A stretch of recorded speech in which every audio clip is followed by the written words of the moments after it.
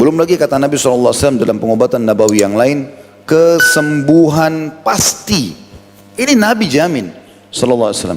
Kesembuhan pasti didapatkan di 3 hal. Konsumsi madu, kemudian bekam, dan juga kai. Baik, konsumsi madu kita rincikan, maksudnya adalah menjadikannya sebagai rutinitas konsumsian. Saran saya saja, mulai sekarang kalau bisa ganti gula pasir. Beli madu, kan sama saja manis. Tapi jauh lebih aman, secara medis lebih aman, ngikuti sunnah Nabi SAW. Minum teh pakai madu, minum kopi pakai madu, minum susu pakai madu saja. Buat kue, ibu-ibu misalnya, pakai madu, gitu kan? Ganti gula. Ini para pedagang gula jangan marah sama saya. Saya berbagi. Karena kita memang kalau baca penelitian medis ada efek-efeknya dari gula pasir, dan juga masalahnya kita mau menjalankan sunnah Nabi SAW ini. Karena kesembuhan Nabi bilang, jadi kesembuhan ini maksudnya jangan nanti sakit baru konsumsi. Itu salah satunya. Semestinya sebelum sakit. Jadi dia selalu menjadi penyebab kekebalan tubuh ada. Minimal sehari 1 sendok madu, minimal. Gitu kan? Jadi sunnah Nabi SAW. Bahkan Allah turunkan surah An-Nahl, surah nomor 16. Tentang surah lebah. Allah mengatakan dalam Al-Quran itu. Dalam salah satu ayatnya, ya dari Nahl itu, dari lebah itu, dari perutnya keluar cairan atau minuman yang ada syifa atau obat untuk manusia. Jadi konsumsi.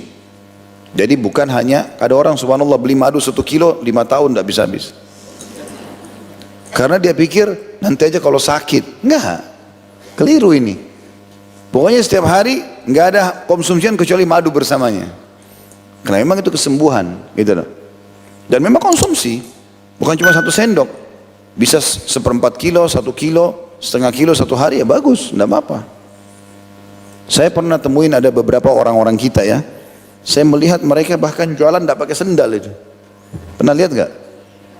Saya pernah temuin di Jakarta Selatan waktu itu pulang dari pengajian, terus pakaiannya juga kayak orang dari pedalaman gitu.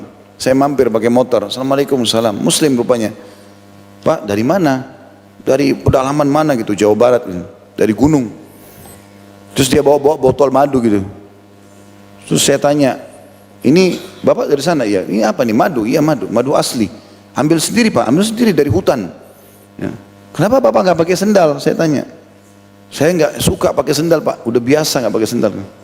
Memang orang asli dari pedalaman gitu. Terus saya negosiasi, berapa madunya dijual sama dia?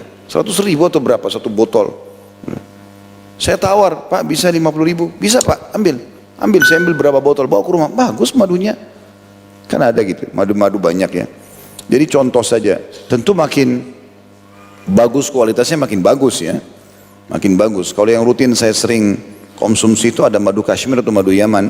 Itu sangat bagus. Masya Allah kualitasnya juga sangat bagus. Artinya di sini juga di Indonesia cukup banyak madu yang bisa kita konsumsi gitu. Kemudian yang kedua bekam. Bagi yang mau coba hari ini tepat ini harinya, hari ke-21. Sunnah Nabi SAW itu berbekam di tanggal 17, 19 dan 21 dari bulan Hijriah ya. Nah kebetulan hari ini nih hari ke-21. Jadi kalau ada yang belum pernah coba bisa coba, dan banyak tempat-tempat praktek bekam kok. Kalau yang sudah tahu caranya, seperti saya beli alatnya di rumah. Tapi kalau beli alat yang bagus sekalian ya. Saya tidak mempromosikan merek tertentu enggak, tapi saya pernah beli. Memang harganya 1 set itu kalau nggak salah 750.000 mungkin ya. Tapi Masya Allah kalau habis dipakai kan itu habis ada darah, diterbus pun dicuci pakai segala macam air panas, dia nggak rusak. Kalau kita beli yang 50.000, 100.000, kena air panas sedikit rusak kopnya itu. Dan kadang-kadang malah melukai tubuh karena terlalu kasar plastiknya ya. Maka kita investasi sedikit demi untuk pengobatan nabawiyah. 750.000, 100.000, 1 juta kita beli, tapi sekali beli alat itu, gitu kan? Itu kalau sudah biasa bisa kita pakai sendiri. Saya kalau titik-titik yang saya bisa jangkau saya bekam sendiri. Kalau saya tidak bisa saya suruh istri saya minta tolong. Misalnya di belakang ini kita bekam. Dan bekam ini tidak harus sama dengan madu tadi. Tidak harus sakit baru bekam. Jadi dalam kondisi tidak sakit pun bekam. Setiap bulan berbekam. Sunnahnya tanggal 17, 19 dan 21. Sekali lagi hari ini pas tanggal 21. Seingat saya ya. Maka hari ini juga bagus untuk berbekam gitu. Lagi puasa Ustaz, nggak masalah. Boleh saja orang puasa berbekam, yang penting dia tahan ya. Kalau saya melihat sebenarnya orang tahan, cuman kadang-kadang orang sudah takut duluan dengan darah gitu. Padahal sebenarnya nggak ada masalah. Mengeluarkan darah kotor itu bagus, itu pengobatan nabawiyah. Dan Nabi mengatakan kesembuhan pasti di situ. Dan yang ketiga kai. Kai itu menggunakan besi panas, dipanasin besi lalu dikagetin di tubuh. Tapi ini dijadikan pengobatan terakhir. Karena kata Nabi SAW, dan aku melarang umatku kai. Dalam riwayat lain, jadikanlah pengobatan terakhir. Dan Nabi SAW pernah praktek pakai itu ya. Waktu Sa'ad bin Mu'adz radhiyallahu anhu kena dadah beliau panah dari arah musuh pasukan Ahzab, dan itu sobek rupanya. Ya, saking dalamnya masuk anak panah itu sampai Aisyah pun pernah melihat itu. Waktu dia lagi lewat darah ngucur, Aisyah mengatakan, radhiyallahu anha, aku khawatir justru Sa'ad meninggal dengan itu. Dan betul memang meninggal dari luka itu. Nah, untuk memberhentikan darah, Nabi SAW memanaskan besi lalu mengagetkannya di tempat lukanya. Radhiyallahu anhu. Itu kai namanya. Tapi ini memang dianjurkan pengobatan terakhir. Permasalahannya, dia kalau sering dipakai ketagihan. Nah, ini biasa kalau orang kena penyakit stroke, itu lebih cepat pakai kai memang ya. Nah, dikagetin di badan gitu. Saya pernah lihat ada orang di Saudi, dia kai besi panas itu tidak harus seperti pedang besar ya. Kecil pun bisa.